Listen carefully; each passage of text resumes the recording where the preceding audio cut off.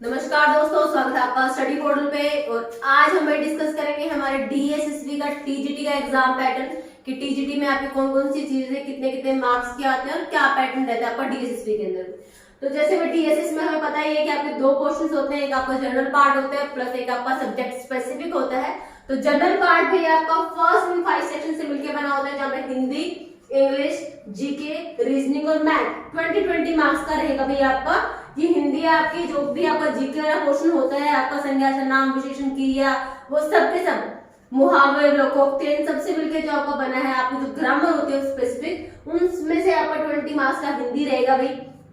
ऐसे ही 20 मार्क्स की आपकी जनरल इंग्लिश आएगी। जनरल इंग्लिश में आपके सारे noun, pronoun, adjective, adverb, active voice, passive voice, antonym, synonyms, ये सब चीजें आपको प्रिपेयर करनी है भाई। 20 मार्क्स की आपकी इंग्लिश वाला पोर्शन रहेगा। 20 मार्क्स का आपको जीके और जीए रहेगा भाई। जीके का मतलब आपके जनरल नॉलेज और जीए मतलब जनरल अवेयरनेस भी। तो जो भी आपके करंट अफेयर के क्वेश्चंस हैं प्लस आपकी जो भी स्टैटिक जीके होती है, मतलब आपकी जो हिस्ट्री है, ज्योग्राफी है, या आपकी सिविक्स है, या साइंस में फिजिक्स, केमिस्ट्री, बायो कहते हैं, इन सब से आपके 20 क्वेश्चंस आएंगे भाई आपके। तो 20 मार्क्स का आपका GK plus current affair mind में रखना है भाई। 4 to 5 क्वेश्चंस आपके करंट अफेयर के भी आते हैं कि हाल फिलहाल आपके देश दुनिया में क्या हो रहा है, तो वो भी आपका अपडेट होना चाहिए। तो वो 20 मार्क्स का आपका जीके प्लस जीए आएगा 20 मार्क्स का भाई। फिर आपका रीजनिंग वाला पोर्शन भी आपका 20 मार्क्स का रहेगा। ऑलरेडी सारा मैंने डीएसएसबी या केवीएस के इन ईएमआरएस के अकॉर्डिंग मैंने सारा आपका रीजनिंग कंप्लीट करवा दिया है। तो वो भी आप स्टडी पोर्टल की प्लेलिस्ट में जाके रीजनिंग बाय रितु मैम से वहां से कंप्लीट कर सकते हैं। तो 20 मार्क्स का भी आपका रीजनिंग रहेगा। वहां पे आपके कौन कौन से टॉपिक आएंगे वो सारे टॉपिक आप वहां से देख सकते हो। और कोई भी टॉपिक आपको कवर करना है, आपको समझना है, आपको नहीं पता, तो वो टॉपिक भी आप वहां से क्या कर सकते हो, समझ सकते हो, कर सकते हो प्लेलिस्ट से। उसके बाद नेक्स्ट है भी आपका मैथ्स वाला पोर्शन। मैथ का पोर्शन भी 20 मार्क्स का रहेगा। 10th तक का जितना भी आपका मैथ्स आता है, आपका simple interest, compound interest, simplification, आपका जो भी आपका 10th तक का नॉर्मल जो मैथ रहता है, अलजेब्रा कह लो या ट्रिग्नोमेट्री का बेसिक सा कह लो, वो सब सारे आपके 20 क्वेश्चंस आपके मैथ वाले पोर्शन से आएंगे। तो ये आपका जो पहला 20-20 करके जो 5 सेक्शंस बन गए, हिंदी, इंग्लिश, जीके, मैथ और रीजनिंग, आपका ये आपका जनरल पार्ट कहलाएगा भाई। क्या कहलाएगा आपका ये, इसको हम क्या कहेंगे, ये आपका इन 5 पार्ट से मिलके आपका जनरल पार्ट बनता है। स्टार्टिंग वाला जनरल पार्ट बनता है। और सेकंड है भी आपका मेन आपका सब्जेक्ट स्पेसिफिक। जिस भी पोस्ट के लिए आप अप्लाई कर रहे हो, टीजीटी मैथ के लिए, टीजीटी इंग्लिश के लिए, टीजीटी हिंदी के लिए, टीजीटी एसएसटी के लिए, तो जिस भी पोस्ट के लिए आप अप्लाई कर रहे हो, तो वो आपका 100 मार्क्स का आपका सब्जेक्ट स्पेसिफिक आपका पेपर आएगा, जहाँ पे आपकी सब्जेक्ट की नॉलेज टेस्ट की जाएगी कि आपका सब्जेक्ट पे कितनी आपकी पकड़ है। तो वो आपके 100 क्वेश्चंस आएंगे, 100 मार्क्स के ही होंगे। तो ऐसे आपका जो डीएसएसबी का टीजीटी का एग्जाम होगा वो आपका 200 मार्क्स का होगा। 100 प्लस 100 आपका जनरल प्लस 100 आपका सब्जेक्ट स्पेसिफिक। तो आपको 200 प्रिपेयर करने में दोनों, लेकिन दोनों में आपको क्वालिफाई करना जरूरी है भाई। यहाँ पर कंपलसरी है कि फर्स्ट पार्ट भी आपको क्वालिफाई करना है, मतलब आपको 100 में से 40 मार्क्स लेने हैं, तब आपका पेपर क्या किया जाएगा, चेक किया जाएगा। कहने की बात ये सेकंड पोर्शन के अंदर भी आपको क्या है, कम से कम 40 मार्क्स तो लेने ही है।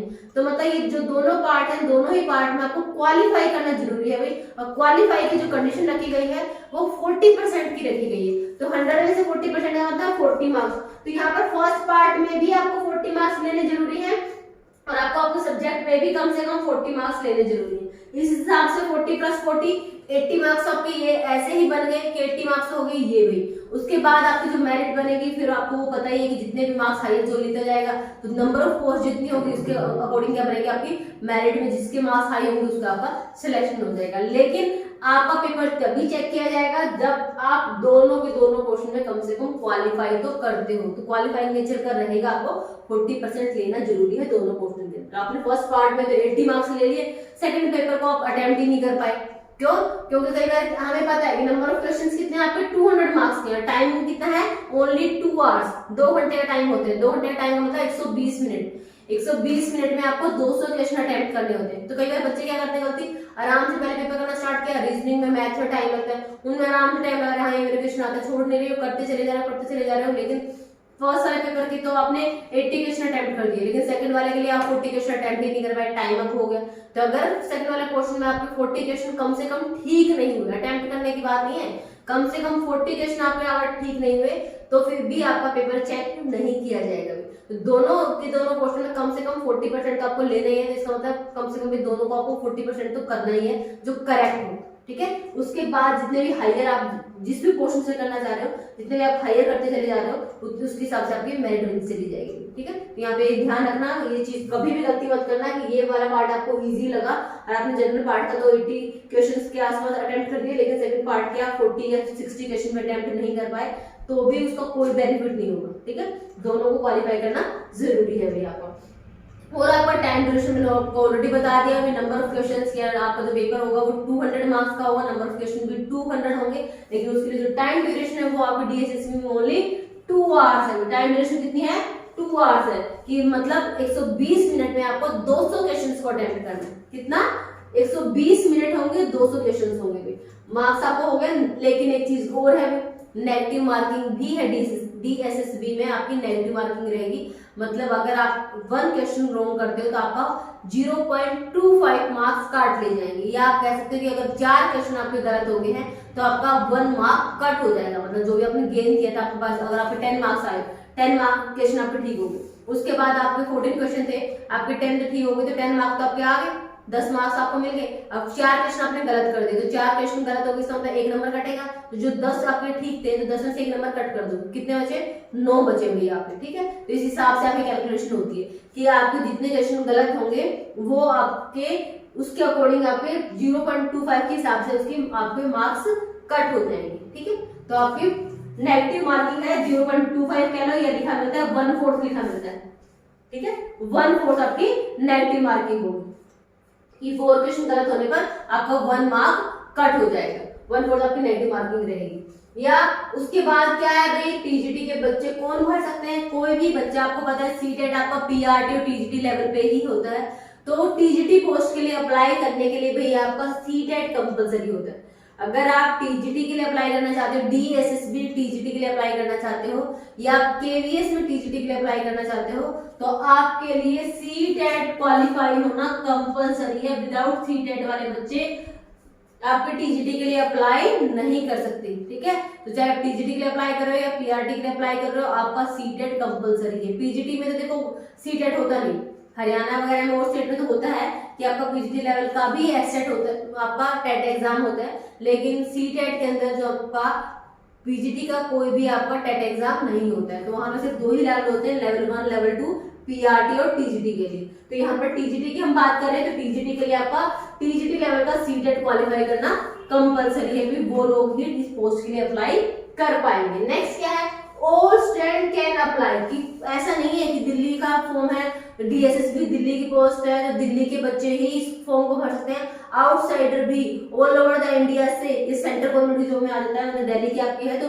कोई भी पर्सन जो भी इसे आपका इंडिया में ऑल ओवर द इंडिया किसी भी स्टेट से बिलोंग करता है वो डीएसएसबी एग्जाम के लिए अप्लाई कर सकता है। इन काफी सारे स्टेट्स में ऐसा होता है ना, आउटसाइडर अप्लाई नहीं कर सकते, वहां का डोमिसाइल वगैरह मांगते हैं, तो यहाँ का ऐसा नहीं है। डीएसएसबी के लिए ऑल ओवर द इंडिया में कोई भी बच्चा इसको अप्लाई कर सकता है, बस कंडीशन क्या है कि उसका सीटेट आपका क्लियर होना कंपलसरी होता है, ठीक है।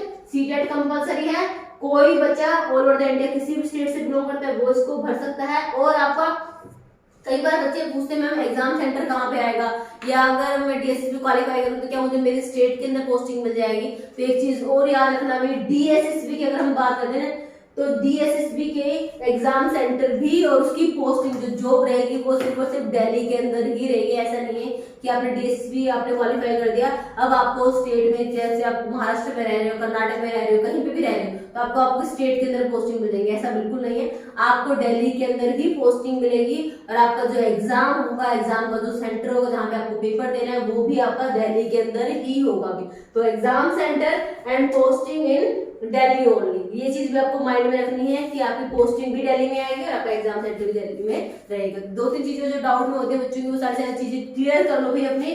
सीटेट कंपलसरी है, पूरे ऑल ओवर द इंडिया के बच्चे इसको अप्लाई कर सकते हैं, और आपकी पोस्टिंग और आपका एग्जाम सेंटर हमेशा क्या रहेगा, दिल्ली ही रहेगा आपका, ठीक है। तो ये एक चीज आपकी ये चीज थी भाई।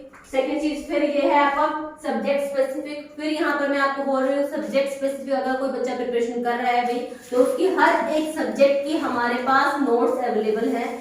पहले भी मैंने इसमें कहा था, यहाँ पर फिर से आप नोट डाउन कर सकते हो 8447410108 पर आप क्या कर सकते हैं, अपना ऑर्डर कर सकते हैं, अपने नोट्स को अपने घर मंगवा सकते हो बाय कुरियर। आपको 3-4 डेज में आपको डिलीवर हो जाएंगे भाई।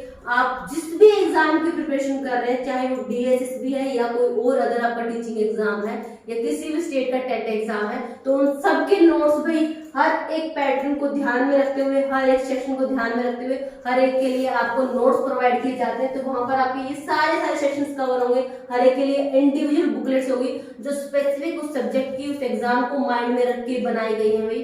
तो वो प्रॉपर डॉक्टर विजय सर की गाइडेंस में बनाई गई है, उनकी टीम के द्वारा तैयार की गई है। तो आप उनसे अगर प्रिपेयर करते हैं तो भी आपके चांसेस बढ़ जाते हैं कि आपके पास पर्टिकुलर एक मटेरियल होगा जहां से आपको प्रिपेयर करना है, और विद इन टाइम आप अगर एक स्ट्रेटेजी बना के चलते हो तो 2-3 मंथ्स के अंदर आपका सारा सिलेबस आप खुद से कवर कर सकते हो। सेल्फ स्टडी का कोई भी अदर ऑप्शन होते नहीं है कि आप खुद से प्रिपरेशन करोगे तभी जाके आपकी क्या होंगे, कंसेप्ट क्लियर होंगे। तो यहाँ पे आपको ध्यान में रखना है, अगर आपको किसी भी चीज के नोट्स मंगवाने हैं तो आप बाय कुरियर इस नंबर से मंगवा सकते हैं, और आप भाई जुड़ भी सकते हैं इसी नंबर्स पे। आप क्या कर सकते हैं, अपना नेम, आपका एग्जाम, जिस भी एग्जाम की आप प्रिपरेशन कर रहे हैं, आपकी सिटी, जिस भी सिटी से आप बिलोंग करते हैं, आपको क्या करना है, इस नंबर पे मैसेज करना है अपना नाम, आपका एग्जाम और आपकी सिटी, जिस सिटी से आप बिलोंग करते हैं। तो जो भी आपकी एग्जाम से रिलेटेड नोटिफिकेशन होगी या जो भी नई वीडियो हम बनाएंगे, जो भी आपके लिए यूजफुल होंगी, आपके एग्जाम से रिलेटेड होंगी, उन सबका नोटिफिकेशन आपके पास पहुंचता जाएगा। जो भी नई आपके लिए कोई भी चीज, जो भी आपके लिए इंफॉर्मेटिव एग्जाम की डेट आ गई है, या आपके एडमिट कार्ड्स आ गए हैं, या कोई नया नोटिफिकेशन आया है, वैकेंसीज है, कोई भी चीज जो आपके लिए इम्पोर्टेंट है, उन सब की नोटिफिकेशन आपके पास पहुंचाई जाएगी इस नंबर के थ्रू। तो आपको सिर्फ और सिर्फ कितना है, आपको जुड़ना है, क्या करना है, अपना नेम, एग्जाम और सिटी का नाम मैसेज करना है इस नंबर के ऊपर, ठीक है। और नोट्स मंगवाना है तो भी आपको इस नंबर पे कांटेक्ट करना है, अब बाय कुरियर अपने नोट्स मंगवा सकते हो, ठीक है। तो मिलते हैं नेक्स्ट वीडियो में, तब तक के लिए धन्यवाद।